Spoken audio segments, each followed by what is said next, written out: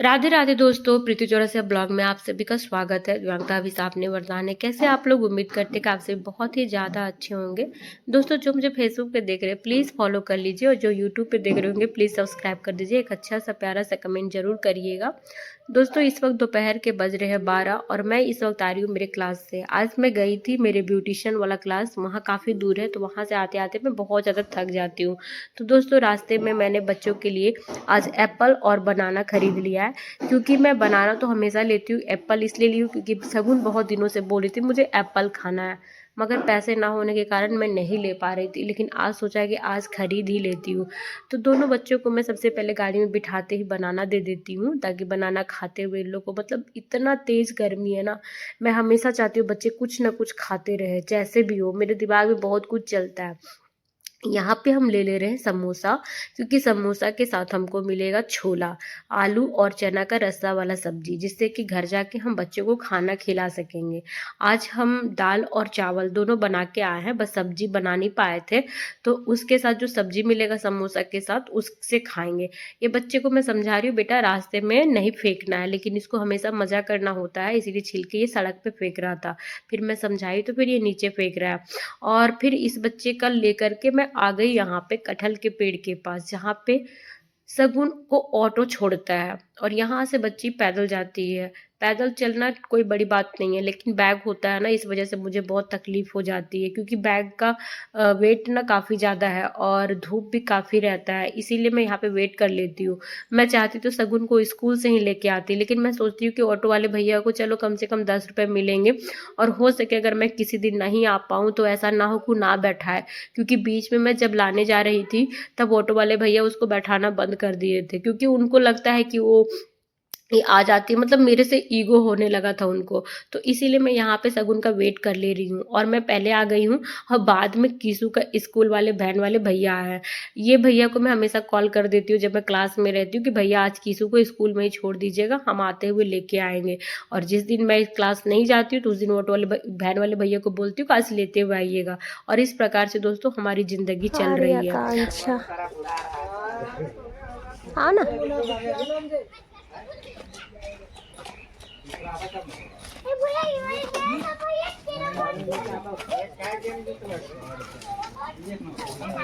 छोड़ दो ना, आने दो इधर, आ इधर। हाँ पाकिस्तान लोग हमला करेगा। हाँ तो हम लोग पे थोड़ी करेगा हमला। समोसा खाएगा? समोसा मम्मा खाएगा? मम्मा लाइट उठ बंद कर, बोलो ना। खिड़की में पर्दा लगा दीजिए। हाँ दीजिए, ऐसे नहीं बोलो, आंटी दीजिए। खिड़की में पर्दा लगा लीजिए। पाकिस्तान इंडिया में हमला करने वाला वो बनाना खाते हो जाना, ठीक? एक समोसा कैसे रहती? ठीक है, बाय। तो खाए थे समोसा? खाई थी? कौन दिलाया था? अच्छा पापा लाए। हाँ हाँ ठीक है, जा। छाता नहीं लाई आज क्या? तो और निकाल लो, यहाँ रख लो, गाड़ी में यहाँ रख के निकाल लो। अम्ब्रेला नहीं नहीं, नंबर है? हाँ नंबर है। तो ये भैया ही हम लोग का आनंद वाला काम किए थे। मामा देखिए, कौन दिया तुमको? अभी हमको भी बोलो कि हम मामा को भी चिट्ठी दिया करो। नहीं पापा, पाकिस्तान वाला चिट्ठी मत बोलो, हमको डर लगता है। मेरा आँख देखो। अच्छा देखिए। लंच खाई क्या? तू लोग काहे नहीं खाती हो ना? हम तो खाए। तुम भी नहीं खाती, ये भी नहीं खाती? तू आती थी?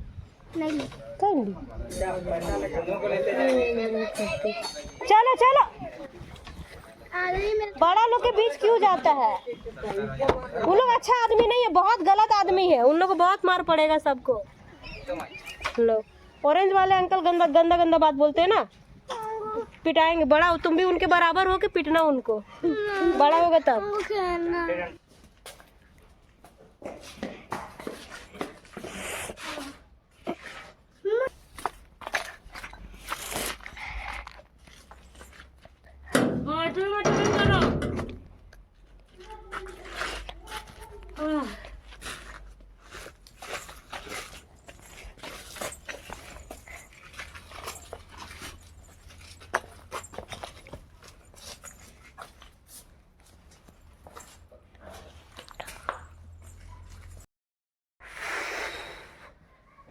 बहुत तेज़ी से गर्मी है। जब तक गाड़ी चलता है तब तक तो गर्मी नहीं लगता है, जहाँ गाड़ी रुक जाए उसके बाद तो हाल बेहाल हो जाता है।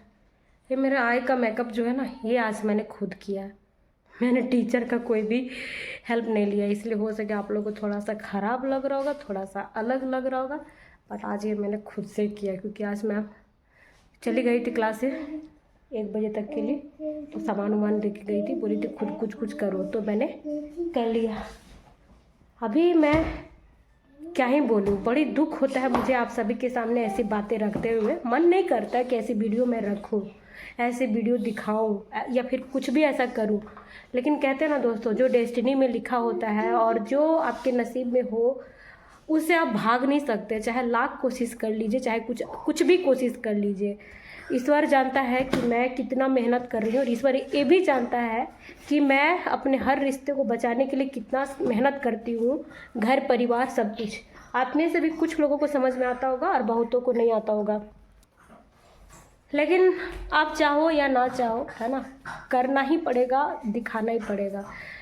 कल से ही मैं सोच रही थी कि ये बताऊँ आप लोग को, क्योंकि संडे से स्टार्ट हुआ था बातें, आप लोग तक कुछ बातें आई थी, मुझे लगा कि ये बात यहीं ख़त्म हो जाएगा, तो मुझे ये बात आप लोग को वापस नहीं बोलनी पड़ेगी। लेकिन जो होना होता है, जो कहना होता है, वो ज़रूर कहना चाहिए, क्योंकि मेरे नसीब में ऐसा नहीं है कि आप बातें छुपा दो तो वो बातें अच्छी हो जाएगी, वो बातें और ख़राब हो जाती है ना। मैं ऐसा क्यों बोल रही हूँ, आप लोग सुनो पूरी बातें।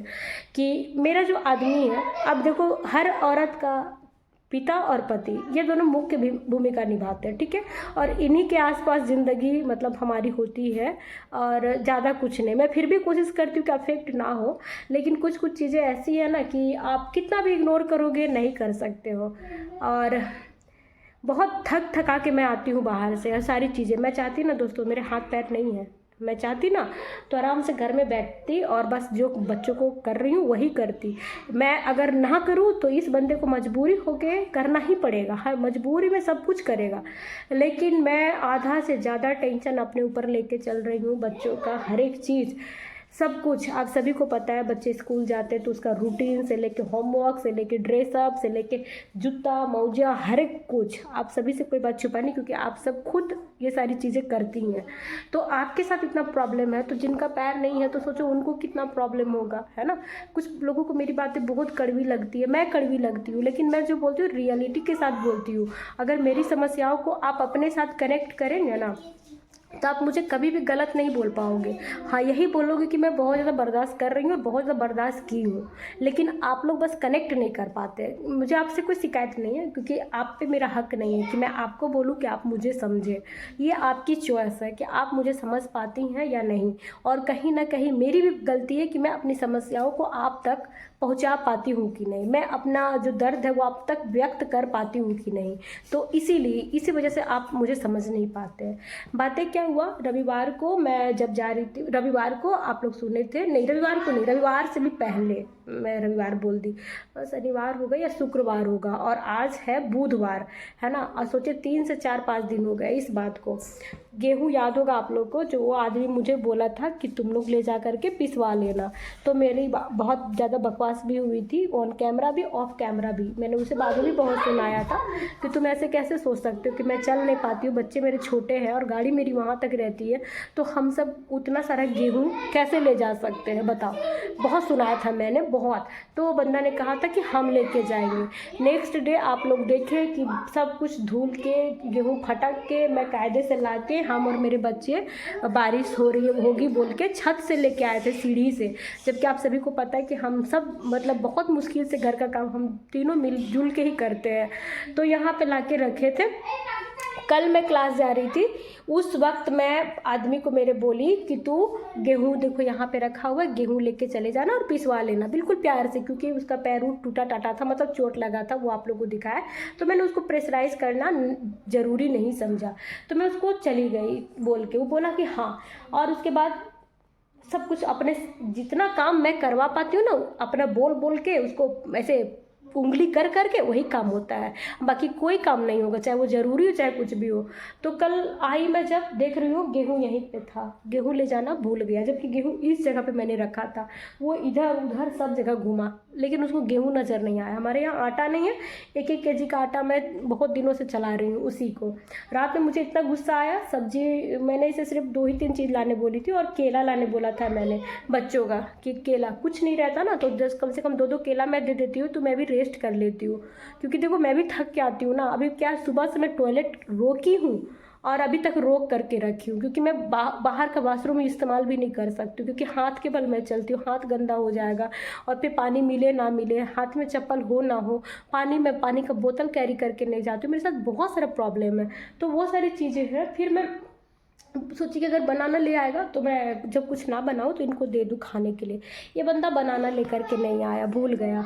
अब बताओ तुम्हारे भूलने की बीमारी से मैं क्या करूँ, और सारी लॉड में ले लूँ? बताओ, अभी तुम यंग हो और अभी तुम ऐसे करते हो, अपनी जिम्मेदारी नहीं निभाते हो, कभी भी नहीं निभाए हो।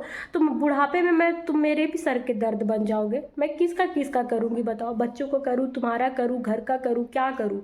आप लोग खुद बताओ। इतना ये बंदा परेशान करता है। अभी मैं सोची थी कि मैं सुबह ही ब्लॉग बनाऊंगी कि इसने गेहूँ लेके नहीं गया, क्योंकि देखो मेरा कोई नहीं है, जो है आप ही लोग हैं। आप लोग से मैं जब अपना बात बताती हूँ ना तो आप लोग आ करके मेरे घर में दुख तो नहीं दूर कर देते हैं, लेकिन मुझे अच्छा लगता है कि हाँ कोई है जो मुझे समझते हैं, और नहीं भी समझते तो कोई बात नहीं, मैं एक बात है जो अपनी रख रही हूँ कहीं पे, तो वो हो गया। तो मैं सुबह नहीं बनाई इस विषय में, बोला मैंने चलो ठीक है, होता है किसी से ऊपर नीचे, मैं क्या कर सकती हूँ, छोड़ दिया। आज मैं जब जा रही थी क्लास दोस्तों, मैंने उसे कहा कि आटा बिल्कुल नहीं है, आज प्लीज़ तुम गेहूँ पिसवा लेना। मेरे गाड़ी तक गया था वो हेलमेट पहुँचाने के लिए, क्योंकि हम हेलमेट यहाँ से वहाँ लेके नहीं जा सकते, और बच्चों के खातिर हम हमेशा सोचे कि हेलमेट हम हमेशा कैरी करेंगे चाहे कुछ भी हो, क्योंकि मेरे साथ बच्चों का भविष्य, ज़िंदगी सब कुछ जुड़ा हुआ है। तो इसीलिए तो वहाँ तक पहुँचाने गया, मैंने वहाँ तक याद दिलाया। मैंने कहा दूध तुम गैस ऑन करना भूल जाते हो, ऑफ करना, तो दूध रहने देना, 1-2 घंटे में नहीं फटेगा। मैंने कपड़े क्लीन कर लिए थे, मैंने सारी चीज़ थोड़ी बहुत जो है वो करवा लिया था। गेहूं को मैंने कहा था वहाँ से कि तुम गेहूं को ना, जहाँ पे तुम जूता पहनते हो ना, शूज़ रखते हो ना, उसके बाजू में रख देना, ताकि तुम जब शूज़ पहनने जाओ तो तुमको याद रहे कि हमको गेहूं लेके जाना है, ठीक है।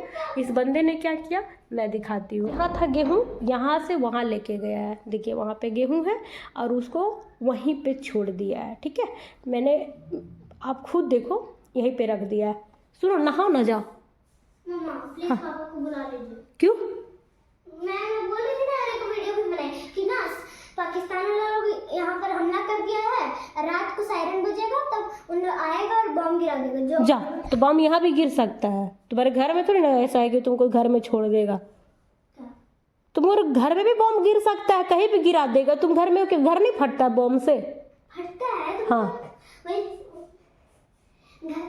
अरे पता है सेफ कैसे रहेंगे हम लोग? पापा को बुला लीजिए और फिर पर्दा उर्दा लगा के यहाँ पर वो ब्लैंकेट वाला जो दिन किया था ना, बोल हो रहा था तब वैसा करके खिड़की उड़की में पूरा लगा के लाइट वाइट बंद करके रहना शांति से। क्या करेगी उसे जिंदा रह के? तुम तो वैसे भी तुम लोग जीने नहीं दे रही हो। खाना खाओगी नहीं, हल्ला करोगी नहीं। देखो दुनिया से जो चला जाता है ना सगुन, जो दुनिया से चला जाए वही खुशी से, क्योंकि उसको टेंशन नहीं है कि तुम खाना खा रही हो कि नहीं, तुम पढ़ रही हो कि नहीं, तुम चीज़ें कर रही हो कि नहीं। कि जो मर जाता है, जो चला जाता है ऊपर, और जो जिंदा है वो तकलीफ में है। और तुमको तो रोज़ एक बार समझाते हैं कि प्लीज़ खाना खा लिया करो, तुमको तुम्हारा काम भी नहीं होता है। मेरा क्या करोगी तुम बताओ? 8 साल की होने जा रही हो, 9 साल हो जाएगा, अब बताओ तुम कुछ भी नहीं करती हो खुद का काम।